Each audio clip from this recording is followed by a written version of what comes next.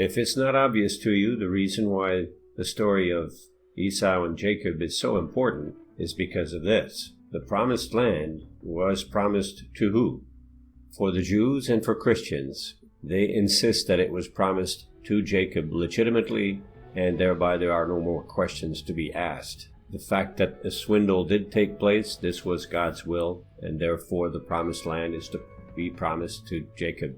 So as far as the Jews are concerned, this is the important factor. They have a right to that land because of that blessing following the great swindle. For Christians, because Jesus Christ's genealogy comes from Jacob, from that family tree, Jacob must be excused, and more excuses need to be provided as time goes on so as to protect the link, the genealogy of Jesus to Jacob. In that sense, this is the great priority. But, as I detail in my book, there are ways for Christians to reconsider this position.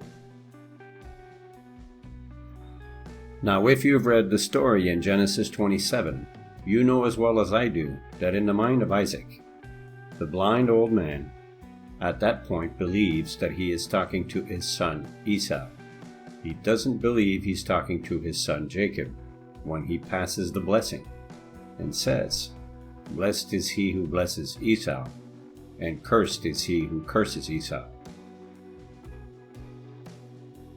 Sometimes God's justice can be a bit strange. The timing can be a little bit unexpected or not very well understood. For all the efforts of demonizing Esau and demonizing Edom, the kingdom of Edom existed for 1,000 years, whereas the saintly Jacob, who managed to swindle the inheritance from his brother, gave us the genealogy of David down to Jesus Christ himself. Now when Jesus arrives, he reveals that God is for the world. And magically, just a few years after Jesus leaves this earth, the temple is destroyed and the tribes vanish completely. So even the genealogical link, Jacob down to the present, is technically and effectively non-existent. So what was it all for? The unexpected Messiah was truly unexpected. Out of the various prophecies and the requirements for any man to make himself known as the Messiah were literally impossible. It's quite understandable that the Pharisees, who were in charge of the law, were very doubtful they would find or ever see a man come forward to claim to be able to fulfill all of these prophecies. Therefore, he truly was unexpected. One of the reasons I contend that the Messiah was truly unexpected, as I discuss in my book, is the impossible circumstance of the virgin birth as prophesied by Isaiah. Now, there's been a lot of discussion as to whether Isaiah actually was referring to a virgin or just a young girl. We can look at this in two ways. The first one is that the word Parthenos was used when it was translated from the word Alma by the 70 elders who translated it for the Septuagint Bible, which is the Bible quoted by Jesus. The second way to look at it is what would be the importance of reporting that a young woman will have a child and will call him Emmanuel. Compare that with the declaration that a virgin will give birth to a child and will call him Emmanuel. This is how we know that the intention was to reveal that the Messiah would be born of a virgin. This is one of the principal prophecies that make it rather impossible for another Messiah to come out and make this claim. When Jesus arrived, he did not meet all expectations. They were expecting a militarist that would deliver them from Roman rule. They believed that their Messiah would come and rescue them and install them as the power center of the world over all other humans on this earth. So when Jesus arrives and he is a pacifist as opposed to a militarist, is one of the reasons why many Jews did not accept Jesus as the Messiah. The disappointment was fantastic. They wanted someone to go out in a forceful, vengeful rage and set them as the powerhouse on the planet. Of course, that was not the nature of Jesus. Jesus came and turn the page from the pages of anger and wrath and introduce the pages of mercy and forgiveness. Truly, he was not the expected Messiah. One thing many Christians don't realize about Jesus Christ is that when he arrived unexpectedly, he was an anti-establishment rabbi. The establishment law was maintained by the Pharisees, but the Pharisees promulgated something known as the oral traditions. Jesus referred to that as men's laws, replacing God's laws, which was the Torah. So in Matthew 23, for example, he spends a lot of time vilifying their use of the oral traditions. The oral traditions later were written and became the Talmud. And after several centuries, in this current age, we have rabbinical Judaism. It's not the same Judaism as of Jesus' day. And now they refer to it as the oral Torah. It is still from the same source of oral traditions vilified by Jesus himself. He described the Pharisees as people who wanted to enjoy the stature, wear colorful, shiny robes, and adored the crowds who adored them, but they were equal to a tomb, a casket, gold, shiny, but dead on the inside. This is how he described the caretakers of the law at the time.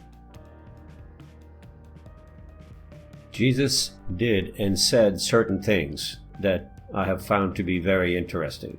One of the things he never said is he never repeated the narrative of the Exodus like the apostles do in the book of Acts. It would seem that the apostles or whoever would speak of the scriptures would show their prowess by repeating the narrative of the Exodus and by speaking it in complete form and laying out all the details. They would show that they had the knowledge of the scriptures. Yet this is something Jesus never did. Now, what I've discovered is that a lot of the Exodus narrative is not correct.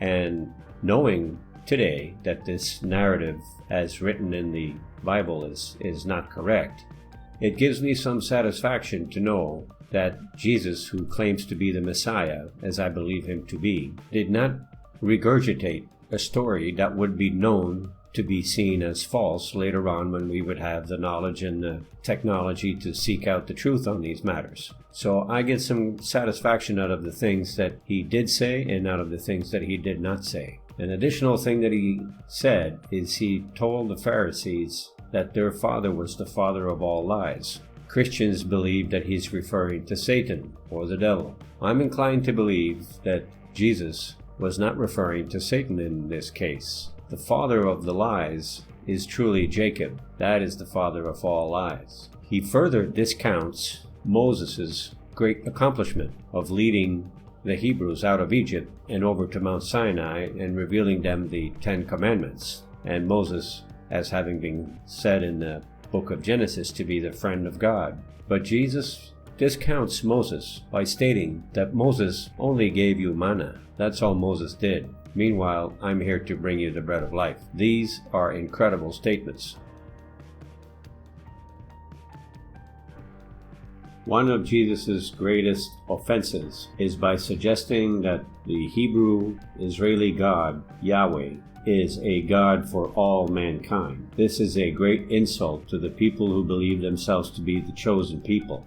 How could God be God to all when he is their God and the Torah is their Bible? It is their book. In their minds, it is a ridiculous notion that a non-Jew would study the Torah and that God would be God to all these other lower class Gentiles who are not really at the equal level as they are. This was a huge offense to them, and it's a confirmation that the chosen people are those who follow Jesus Christ, who is the Messiah, who brought them the new pages of mercy and forgiveness. This, I know, is the theology. This is the replacement theology.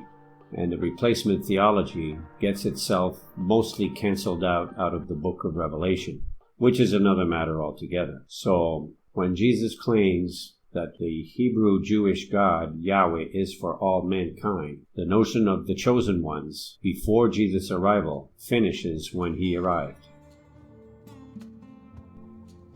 Most Christians believe that the Hebrews and the Jews only worshipped one God. In a technical sense, that is true. They worshipped one God at a time. However, they worshipped different gods at different times. This is in the Bible. Here then are the three primary gods that the Hebrews, Israelites worshipped. The first one is the Canaan god El. The second one is the Mount Sinai god Yahweh. Third is Baal. Baal is a sun god of El. And while they were in Egypt, they also worshipped the god Seth, the god of war and chaos. Seth was basically just during that time in Egypt.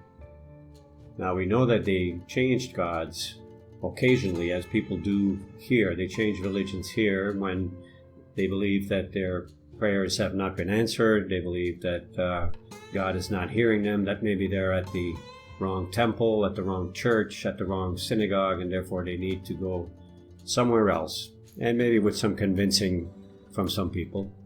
And when they did these things, they would adopt the name of the new deity. So if they were now adopting El, they would adopt names that would finish in El. Those are called theophoric names. They certainly would not name themselves based on another different god. They wanted their neighbors to know who they worshipped so they could be in unison within their community. So when they worshipped Yahweh, they changed their names to reflect that, with names that ended in AH. When they worshipped Baal, the same thing. So they cycled through, and by looking at characters in the Bible that we know when they existed, and we look at their names, we can see which god was their god at that time. And we can see how the tribes moved from one god to another. So, while they worshipped the god El, we can see that in the name. These are referred to as theophoric names.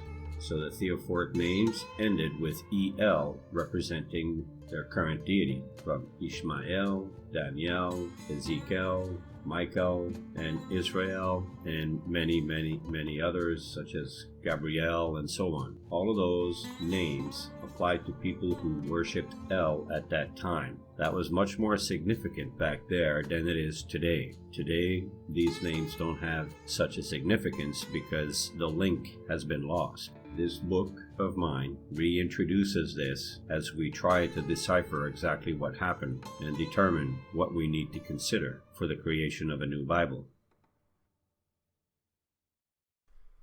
While they worshipped Yahweh, they used theophoric names representing the fact that they worshipped this different God, such as Isaiah, Judah, Nehemiah, Leah, and many others. These names gives us the clues as to which God was their God at that time. So what they did, realizing that they had been really two separate groups eventually, a group that worshipped El and a group that worshipped Yahweh. The rulers, the elders, the scribes, and the priests realized that they needed to do something to unite the whole country. They would not unite while worshiping two different gods. That was evident, as I'll show you in the next slide. So, for political reasons and for power, they needed to merge El with Yahweh to create the Torah, the Old Testament, as we have it. It explains in many locations in the Bible why we have redundancy of verses, where things are repeated, maybe not exactly the same, but somewhat similar, because one comes from El and the other one comes from Yahweh. And part of an agreement to make a compromise to merge something, you would agree to include the one group's version along with the other group's version, which is what happened here, and that's the evidence that we have. As some of you may recall, Israel was divided into two parts. The northern part was the kingdom of Israel. Essentially, those were the 10 tribes that worshipped El. They were in the northern part, and the northern part did not include Jerusalem. The southern part of the country was the kingdom of Judah. Now that you understand the theophoric names of Israel and Judah, you now can see the difference as to who was worshiping who. And of course with Jerusalem is where the Temple Mount is, and that's where the sacrifices, animal sacrifices, were done at the Temple Mount for Yahweh. The group that worshipped Yahweh was basically the tribe of Judah and the Benjamites. Those are the only two tribes that worshipped Yahweh. This is the reason why the country needed to unite, and this is the reason why the gods of El and Yahweh needed to be syncretized into one God, and this is what we have. I've been bringing this up in conversation with my Christian friends, and the question that they ask is, well, what does it really matter? There's only one God anyway, so what's the difference if they call him El at one time and they call him Yahweh at another time? To which I say, well, why was the kingdom divided then? Obviously they thought there was a great difference. And one of the great differences between El and Yahweh is that El claimed the firstborn to be his, and that human sacrifices was a requirement. This is a Canaanite god, and this is the reason why Abraham broke from El and switched over to Yahweh. He was not interested in having to sacrifice his son Isaac. I know how it's laid out into the text, but in the end, a man is saving his son and pulling away from a God that seems to be too demanding. So that's why there is a difference. We have two gods with two different properties. The property to be concerned about is that once you recognize this, you can see that the prophets of El tend to lean on mysticism. And this is something that the God Yahweh does not appreciate. It's the difference where clarity is preferred versus a murky mystic presentation that requires experts and years of study to arrive at finding God. So that is one of the differences between El and Yahweh, and one of the reasons why we need to consider removing all things El from the God Yahweh's Bible and prophets. In Abraham's day, as a stranger who just moved into Canaan, they had their god El that he needed to worship to be part of the community. When it came down to having to sacrifice his son Isaac, this is where he changed. And we know that he had adopted El as his firstborn was named Ishmael. So by selecting the site of the Temple Mount to be in a direct line with the Mount Sinai where the God Yahweh sits, and of course selecting the site of Goshen of Aris in the Nile Delta to create one of the triangles, this is our clue that Abraham was switching from El to Yahweh. So then, should the Bible reflect the one true God, or should it reflect a merged, mixed understanding of different gods, which was used long time ago to appease to a group of people who would not unite? So for political reasons, they united the country under a merged El and Yahweh God. But what happened to no other gods before me? And would it be a coincidence that the first tribes to disappear from history with no trace of where they went, who they are, we have no idea. The first 10 tribes were the ones in the kingdom of Israel. Once they were conquered, the last time they were taken away, never to be seen again. As we grow with science, we grow with our discoveries, we grow with our archaeological discoveries, and this happens over time. So this is progressive revelation. We've also improved our methods of translating, of interpreting, and we are able to link things that were not linkable before. With the technology we have today in comparison to when the Bible was put together, it is a tremendous difference. We can see many things that they were never able to see or ever dreamt that any human could see. So here we are, with our eyes open, with what we've been able to achieve and learn. What are we to do with this? What are we to do with our new information for the last couple of thousand years? Should we just ignore it, put our heads in the sand, and stick to what's written already, adhering strictly to the doctrine that we cannot touch it? How long will that hold? What kind of future will we have? Who will want to believe what's in there? Give it another 50 years with all the new discoveries that we will make and everything that we will learn. Christianity will become in danger of going obsolete only because there will be no one left to believe any part of it. Certainly something that needs to be adjusted slightly is the creation story in comparison to what we know within science. In my book, I describe some of the things that we know, cosmological knowledge that we have, astrophysics, quantum physics. We have our limitations as to what we know, and certainly what we can do is we can merge that knowledge, and we can agree that the discoveries we've made, these are things permitted by God. Our minds, our ability to think, and our ability to solve things is something permitted by God. This is why I have that as progressive revelation. So one of the first things we have to do is we have to correct Genesis for the future. And it doesn't mean that it has to be a scientific dialogue. It can still be a spiritual dialogue while it reflects the knowledge that we have. And for the fact that this is a Bible and we believe in God, we can say that permitted to us by God, the knowledge we have of creation is, and move forward and inject knowledge and truth into the book of Genesis, at least on that part. There are other things in the book of Genesis to consider besides this as well, as I've already touched on. I've already discussed the issue regarding Esau and Jacob on that discussion of justice and iniquity. We know that that was a fantastic swindle being justified to this day. However, this element here that I'm referring to is the script that says that God either hated or despised Esau. Now, there are few interpretations of what is meant here by hate or despise.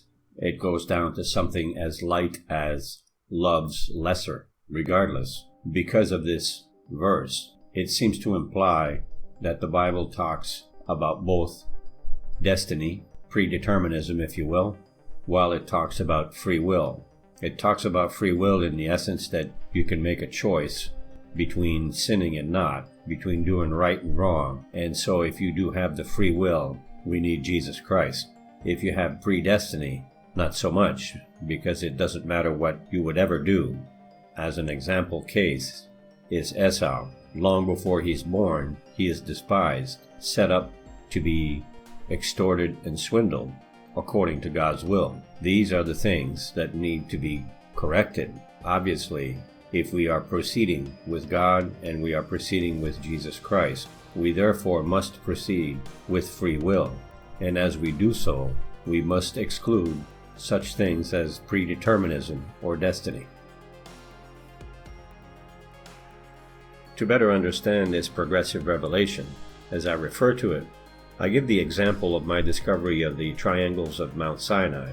These were discovered with a tool for the computer known as Google Earth. As you can see, all of the imagery that I provide with the geometry of these triangles are from Google Earth. And this is a free tool for anybody. I'm not the only one making discoveries with this. There are plenty of users who've discovered many different things around the world, measuring distances and verifying this and verifying that. It's all very interesting. Key point being that this is something relatively new. No one had this before. When the researchers went out to find the true Mount Sinai, they could only dream of such a tool. Actually, they could not. They could not even dream of such a tool. So now that we have the information allowed or permitted by God for us to have, we can then open up the truth a little bit more. As we get these revelations over time, i.e. progressive revelation, we need to correct the Bible in regards to these things. The triangles themselves is one thing, but there's more to the triangles, to the sum of their parts. The other part about it is that it helped answer the questions regarding the Exodus. It helped to tie up the Thera eruption to the event, which gives us the timing which I provided in my book. In my book, I have the best possible times, the year, when the Exodus actually occurred, based on the estimates we have of the Thera eruption, and based on the estimate of the time, the year that it was when Amos I chased out the Hyksos. So between these two, I've triangulated the date. This is something that was not possible until the discovery of the triangles, along with the measurement of the cubit being adjusted, as well as the Hyksos themselves, the composition of the Hyksos. Who were they, as a mysterious question that seems to linger still to this day? These are all revealed over time. Now what do we do with it? I propose we incorporate it in a new Bible with all the other things I've been talking about. My main point is to embrace the truth is to embrace God. To ignore the truth is to embrace lies. And you know who you embrace when you do that. The purpose of my book was to illustrate the case for a new Bible. I hope I've done so. Here then are the key considerations for a new Bible. Number 1. The segregation of the known 4 sources of the first 5 books of the Bible, which are the El source, the priestly source, Yahweh source, and Deuteronomy. This should be a Yahweh Bible, with the possible inclusion of Deuteronomy. Second, the narrative of the Exodus needs a new and special treatment which lays out the discovery of the triangles of Mount Sinai, the confirmation of the site of Goshen along with maps to assist the reader. Also, the Thera, also known as the Minoan eruption, the Hyksos, the likely purpose behind Aaron's trip to Mount Sinai, and finally Moses' mission to save the Hebrews from imminent slavery. Third, scientific impossibilities of the creation story. This should be modernized with what we know currently about the universe, including its estimated age and evolution, while crediting an infinite power such as God. And as many have already suggested, the removal or exclusion of many violent, unjust, and sexual deprivations is another factor. A new Bible should not give you concerns if you ask your children to read it. It should be moral, just, equitable, with a clear spiritual message. Fifth point, it should not include prophets of other gods such as El, Baal, or Seth, other than for reference. This should exclude Daniel and Ezekiel. To continue with the 10 considerations. Number 6. It should not include mysticism which acts to cloud or murk anyone's access to God, real or imagined. No mysticism. Number 7. The gospel should be fused into one coherent chronological narrative, similar to my work in another book called Gospel Fusion, The Doctrine of Jesus Christ. Number 8. Any disciples' writings which contradict Jesus Christ should be censored as to prevent dual theologies and further splits of the church. The goal would be to keep it simplified using nothing more than Jesus' words. Number 9. It should emphasize the notion of free will for every human to choose to believe or not, to do good or not, and to otherwise foster the notion that God allows you to grow using whichever path you choose. It should forsake determinism. Lastly, this new Bible needs to be fully grounded to Jesus Christ as the basis of any new edicts based solely on what he said. In summary, pray in your closet, do not babble, repent daily, be vigilant, no one knows when it will all end, forgive, pray for your enemy, endure, do not love this world too much. There is another life after this life. Give, and love God with all your heart, soul, and mind.